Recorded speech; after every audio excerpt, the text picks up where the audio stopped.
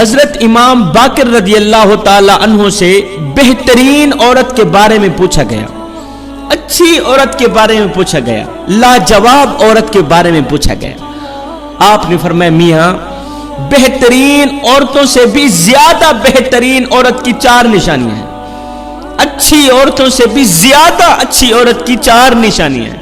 پوچھا گیا حضرت وہ کون کون سی ہیں؟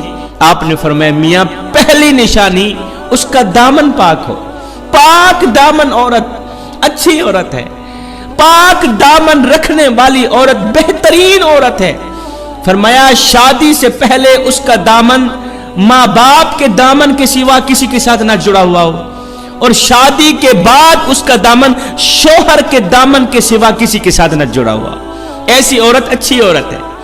جوانوں، اگر عورت کو وقت دیا جائے، اگر عورت کو محبت دی جائے، اگر عورت کو اعتماد دیا جائے، اگر عورت کو یقین دیا جائے، عورت کو عزت دی جائے تو عورت مر تو سکتی ہے مگر اپنا دامن شوہر کے دامن سے چھڑا نہیں سکتی۔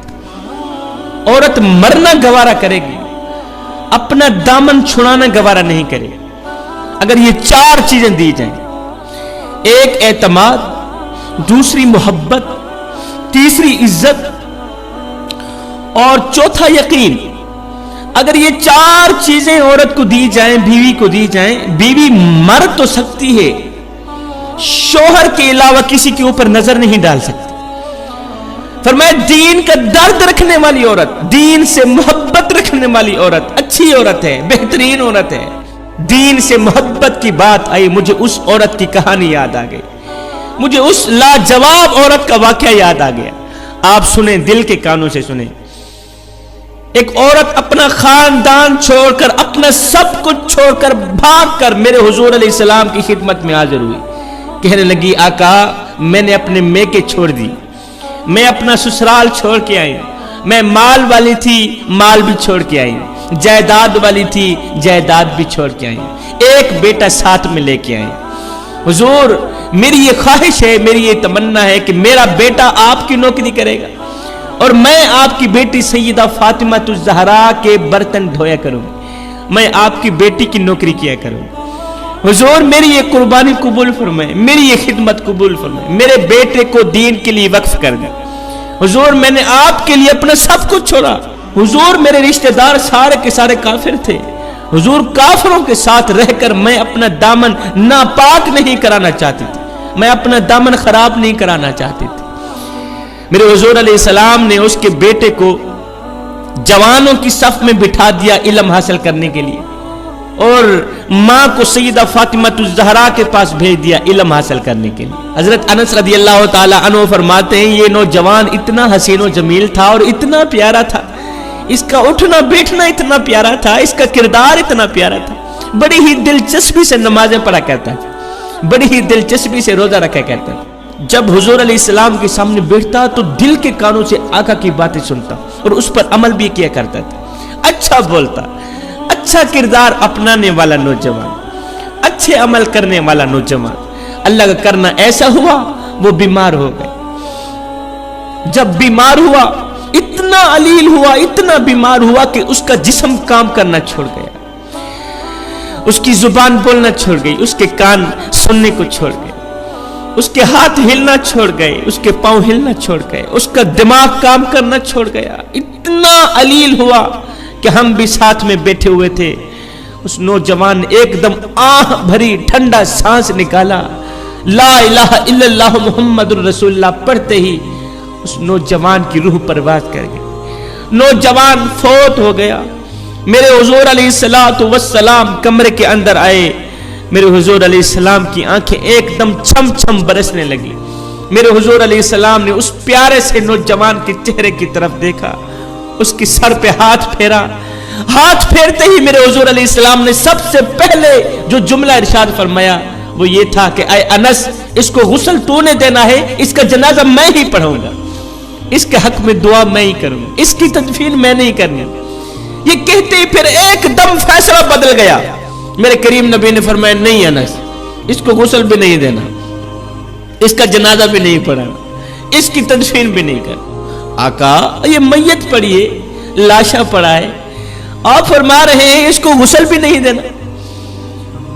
चलो ठीक है गुस्ल नहीं देते, आप फरमा रहे हैं इसका जनाजा भी नहीं पढ़ना, आपका हुक्म सर आंखों पर हम इसका जनाजा भी नहीं पढ़ते, फिर इसको तदफीन तो करना है ना, इसको दफन तो करना है, फिर आप ये भी इरशाद फरमा रहे हैं इसको तदफीन भी नहीं करनी। आका आपका हुक्म सर आंखों पर। मेरे हुजूर अलैहिस्सलाम ने फरमाया जाओ इसकी मां को कहो कि तेरा बेटा फौत हो गया। ये कहते ही मेरे हुजूर अलैहिस्सलाम कमरे से बाहर की तरफ निकले। एक शख्स गया, इस नौजवान की मां को कहा, मां तेरा नौजवान बेटा फौत हो गया है, तेरे नौजवान बेटे का इंतकाल हो गया। आए मां को तो अगर इतना कहा जाए कि तेरा बेटा साइकिल से गिर गया है तो मां को पूरी रात नींद नहीं आती। अगर बेटे को थोड़ा सा बुखार आ जाए मां को पूरी रात नींद नहीं आती। उसका तो नौजवान बेटा फौत हो गया है। उसको जैसे ही खबर मिली उसकी चीख निकली, आए मेरा नौजवान बेटा फौत हो गया है।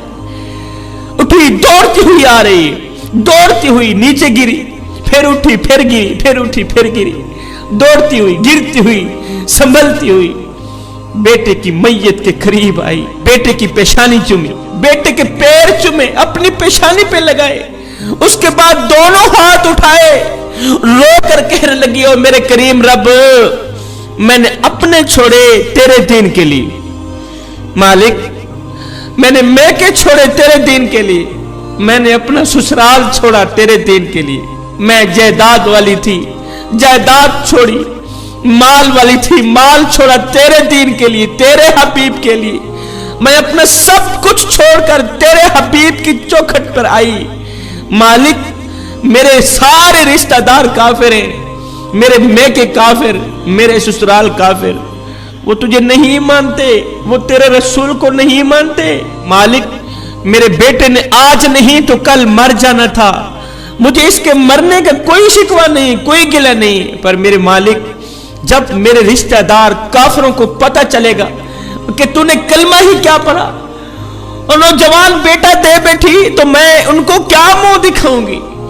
मेरे मालिक तू मेरी लाज रख, जब मेरे काफिरों को रिश्तेदारों को पता चलेगा कि तूने कलमा ही क्या पढ़ा, नौजवान बेटे से हाथ धो बैठी, नौजवान बेटा दे बैठी, कलिमा ना पढ़ती हो सकता था तेरा बेटा बच जाता ना मरता, तूने कलिमा पढ़ा है, कलिमा पढ़ने की वजह से तेरा बेटा बीमार हो गया, तेरा बेटा लागर हो गया, आखिरकार वो मर गया।